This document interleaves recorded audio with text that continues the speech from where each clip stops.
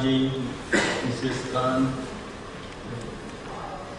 Nidhi Ji, and all the guests here. First of all, I am extremely grateful to you for organizing a conference on FIPS, which is the topic for us. We want it to be encouraged everywhere. There's a mission which we are following. So I am really grateful to associate so many more people with our mission, and we extend our heartfelt thanks to you. My work has been made easier by Mrs. Khan's excellent exposition. She covered most of the areas which what we are doing. So I'll just briefly give outlines, and the areas which she has already covered, I'll just leave it like that. First of all, why do we have this financial inclusion? Some people, I want to answer this question to as many people as possible, because I have seen this kind of a debate, some kind of a skepticism. Rather, I got some feedback that you want to milk the public sector banks for the political gains. So let me make it very clear what we are trying to do and what we are trying to achieve. Number one, financial inclusion goes with the inclusive growth strategy, which need not be debated. I mean, it has been part of our plan documents right for many years. And let me tell you that if we don't have inclusive growth paradigm in the country will not remain one. That is so important for the security and the integrity of the country. This is also a growth enabler. It is not that you are investing public funds. If financial inclusion actually gets, the whole country gets covered, all individuals get covered, it will increase the GDP growth rate. There are estimates that it will increase by 0.7 to 0.9% per annum. So that is another great benefit which financial inclusion has. Third and very pertinent point I say that this will give liberty to the villagers from the clutches of usurious money lending. What kind of money lending rates do we have in the system? As part of our job, we used to travel to villages. My guess is it is 5 to 10% per month. That's first-hand information gathered maybe over 1,000 villages. On top of that, when we are trying to conceptualize this scheme last year, and it has taken a lot of groundwork, we interacted with some vegetable. Our classical concept was the usurious money lending is only in the rural areas. But I was shocked to find that vegetable sellers of Mumbai, the financial capital of the country, pay interest rates 1 to 2% per day. They take 1,000 rupees in the morning for their working capital, in the evening they return 1,010, 1,020. So this is the level of credit facilities. So getting them out of this will actually hit the whole economy. This will also have a movement towards a less cash society, because as the scheme unfolds, I share that we are also trying to move towards a less cash society, which has its own advantages of curbing the black money, and also the currency to GDP ratio goes down, which is again good for the country. Cost savings are there. Fifth, which is a byproduct, and to my mind the most important outcome of this program. This will make the banking infrastructure ready for direct benefit transfers. The most efficient, transparent, corruption checking kind of a governance mechanism to ensure subsidy goes to the targeted beneficiaries. First, it has the advantage of reaching to the targeted beneficiaries. Second, it has huge cost savings for the government. The kind of experiment which was run under the DBT LPG. We ran it for about 42 districts for about 6 months. About 6,000 crore rupees was transferred directly. SBI was our sponsoring bank. Estimate of the Petroleum Ministry is that it has yielded in 15 to 20% cost savings. About 1,000 crore rupees only in such a small size of 42 districts for 6 months. If you just extrapolate this will result in, say, an estimate of about 30,000 crore, but the estimates of the Petroleum Ministries, there would be variations in other districts. 15 to 20,000 crore rupees can be saved only on this ground. DBT of LPG, MNREG, these are the big ticket items. There are estimates by a report of McKinsey that If everything falls under DBT, the savings would be $22 billion. I don't buy that argument. That is too huge because putting everything under DBT is going to be a long shot. But MNREGA, DBTL, DBTK, they are quick gainers, and probably when we are presenting this whole case to Honorable Prime Minister, we said what do we want? First, we want to do financial inclusion, what advantages does it have, and what do we want as an enabling support. And we said that you must give order for DBT. He said, you do your job, we'll ensure that other departments do their job. So that kind of a comprehensive program, it is just not financial services program, it is a priority program for the whole government. And I'm happy to share that other departments have been given the corresponding instructions, like the Petroleum Ministry, the UID Authority, the Home Ministry, Telecom Department, they have all been given corresponding instructions, so it is the whole government moving in unison. And the first question which I raised, is it milking the public sector banks? No, it is more than a business case for them. My estimate is, which could be wrong, when all these banks, what we are asking them to do, they'll end up spending something like 1,000 crore rupees a year. The accounts which are being opened, as of day before yesterday, we had 4 crore accounts. We reached 40 million mark on 16th of September. In these 4 crore accounts, the total deposits mobilized is 3,787 crore rupees, which is 900 rupees per person. Pardon? Say 3,800 crore, close to 30. For memory, but since I remember, you make a report daily, so you remember the figures. So 38. My guess is it will yield a deposit of something like 800 crore. Definitely, it would be more. So 8,000 crore deposit would mean something like 500 crore, 400 crore rupees profit to the banks. 1,000 crore cost, 400 coming from this. Plus under DBT, the commission order will come soon, which we have moved. We had FM's approval in principle. So once that order comes, add commission to this, it becomes more than a business case. And as the economy grows, the volumes will take place and probably the commissions can come down. These things can start moving on there. So this is the macro design, and I hope everyone would agree this is the right program to take forward. What are the components ma'am has covered? But when we call financial inclusion, we say these 5 basic services: a bank account, access to remittance services, access to credit, which we are calling microcredit fee. As a part of the scheme, we say that you please extend a credit of rupees 5,000 overdraft limit after the person fulfills certain conditions, and then depending on his credit history, will scale it up. But this 5,000 is what will make part of our credit guarantee scheme, which we intend to come out with. Access to insurance, access to pension services. These are the basic financial services. Access at an affordable cost. That is what the motto of financial inclusion is. What the Yojana or the mission seeks to do. The first target for the mission is to ensure universal coverage of the country by banking services. Our earlier financial inclusion mission, a lot of work we are able to do because a lot of work has been done in the past. The financial inclusion drive, which started under the aegis of RBI, started somewhere in 2005. Or rather, I would go back to 1969, when the nationalization of banks took place. I would say that that's the first financial inclusion drive. That's the first time when we started moving towards the mass banking from class banking. All these efforts have taken us to a level from where we could dream of this scheme, we could structure this scheme properly. In the earlier drive, the target was covering, say, villages above 2,000 population. Like what just now Mr. Ganga Kumar told you about Bihar's situation. That is the situation. If you just cover villages above 2,000, you will end up leaving aside a lot of uncovered areas in the country. The tribal states. Like I come from a state called Madhya Pradesh. Madhya Pradesh, half the state is not covered if you cover 2,000 plus villages only. That's one. So universal coverage is our first goal.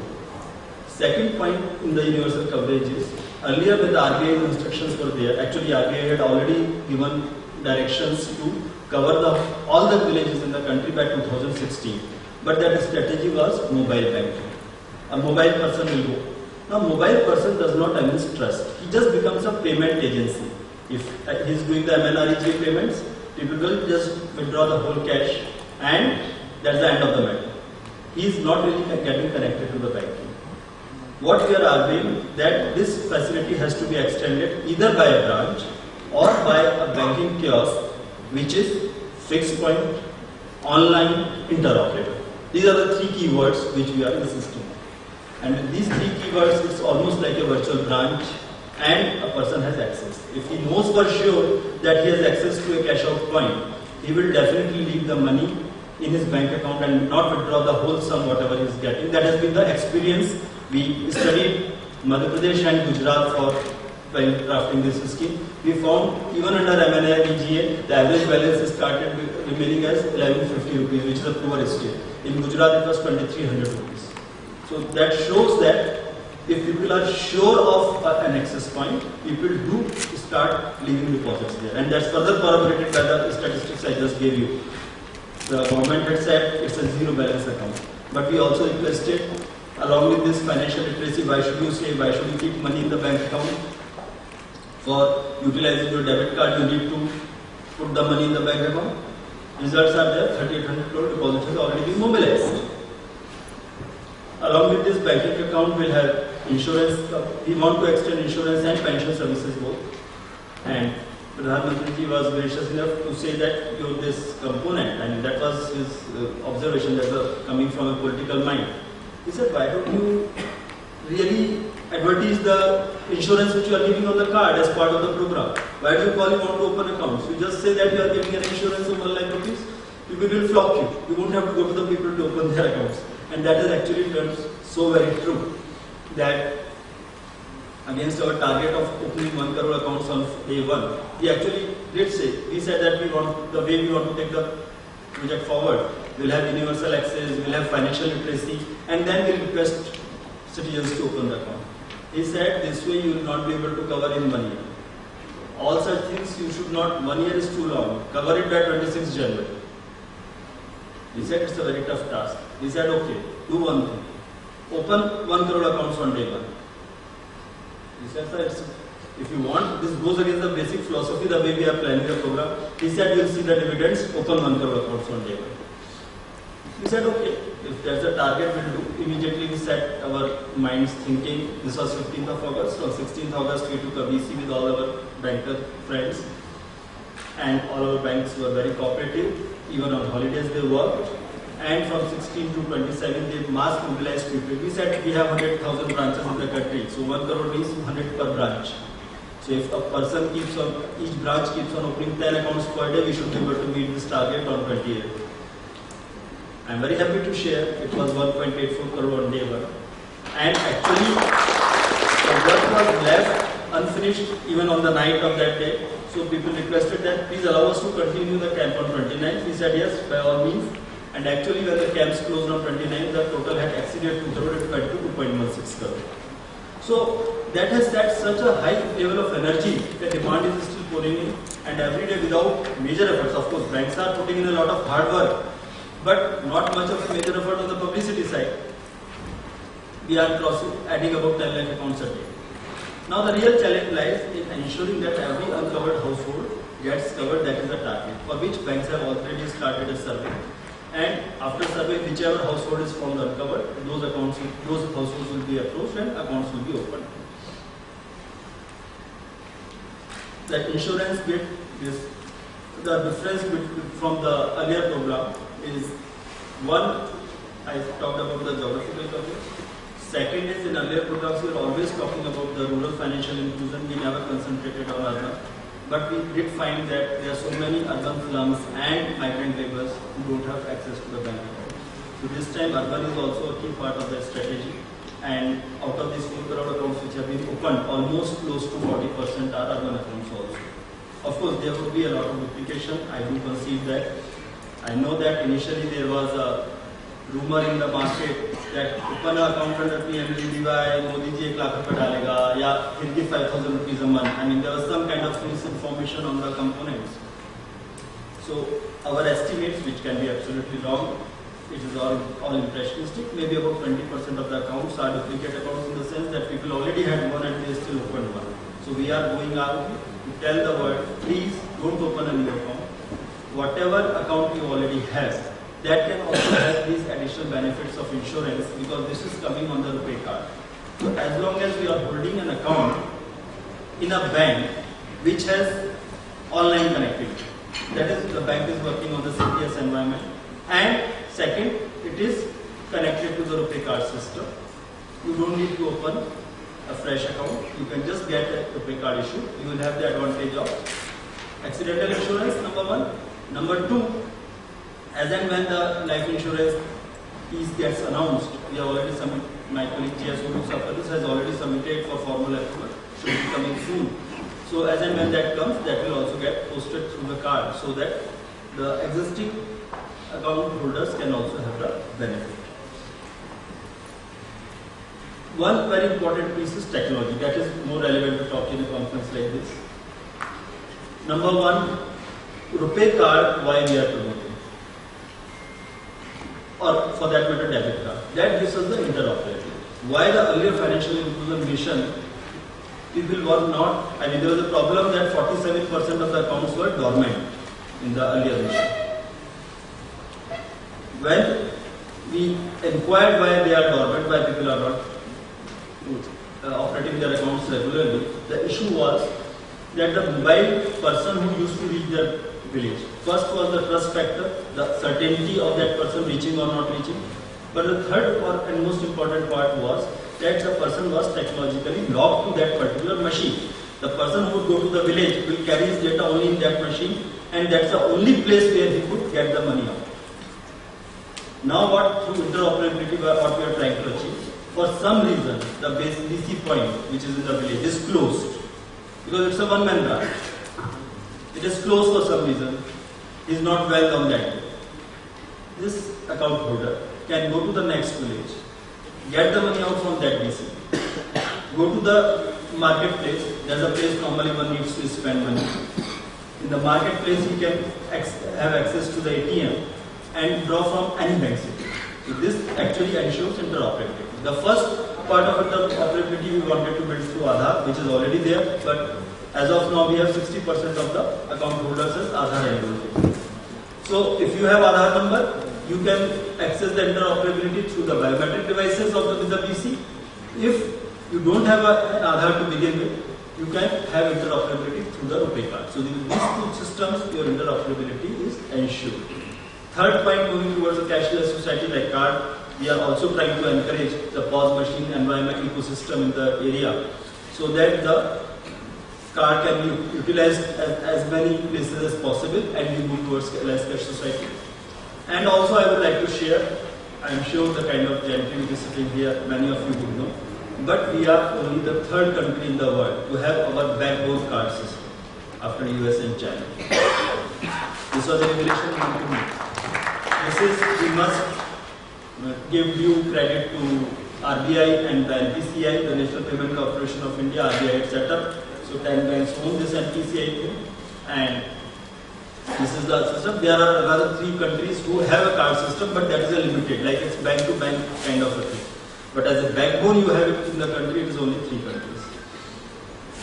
Another piece is USSD mandate mention about USSD.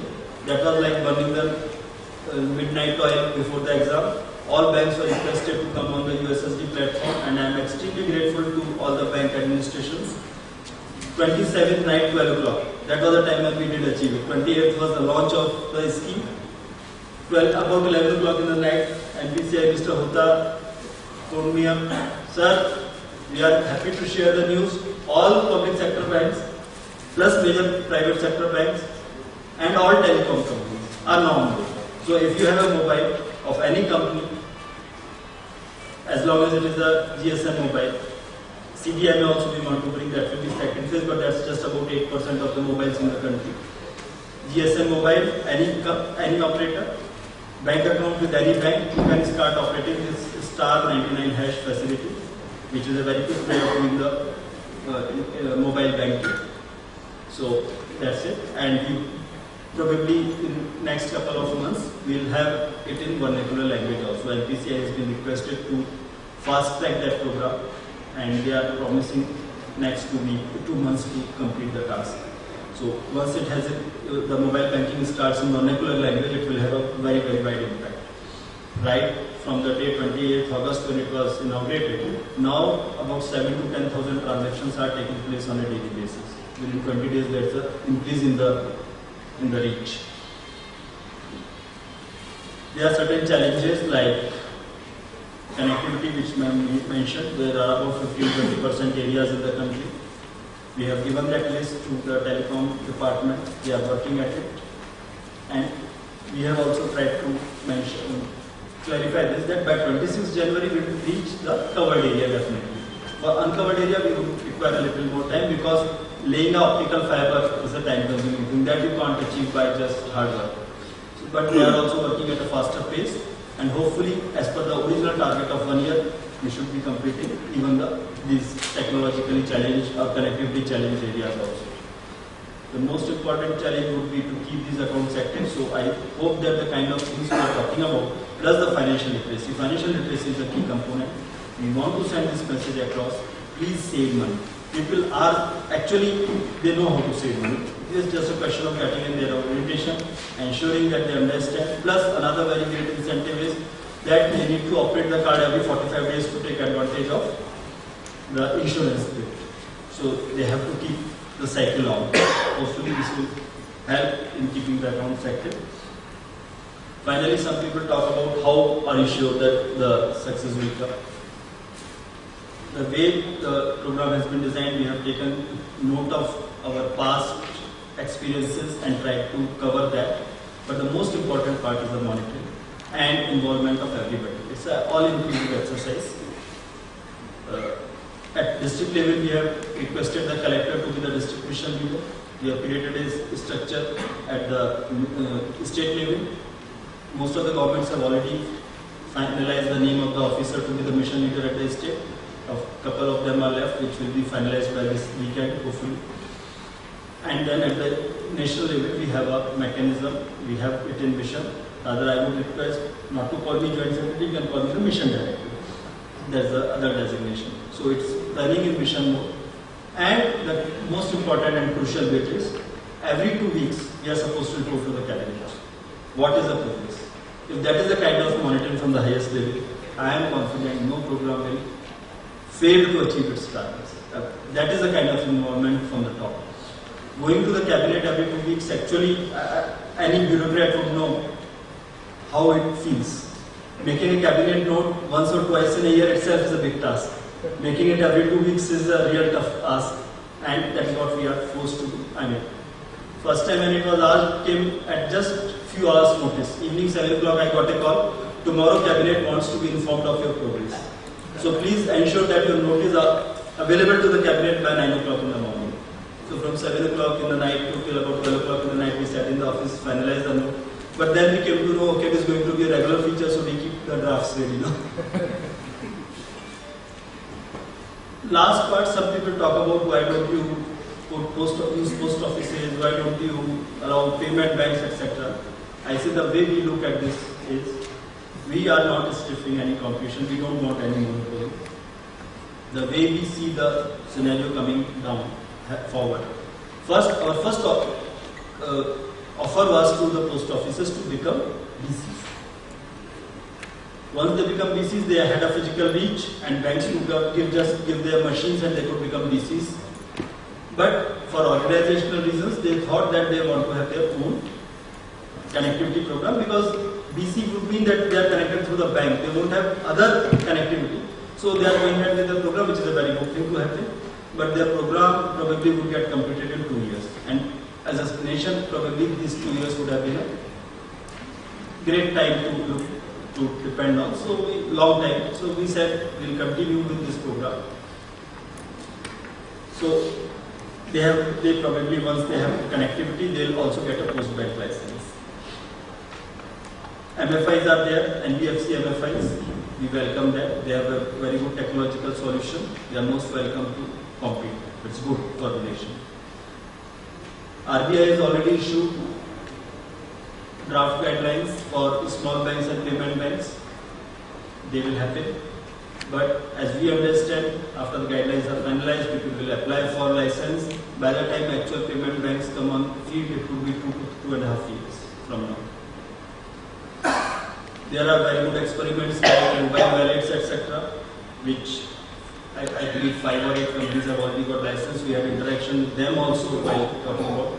They also need to increase the cash out points. Right now they are mainly concentrated in what they call rural areas, is basically semi-urban kind of environment, or some rural areas but still bigger villages.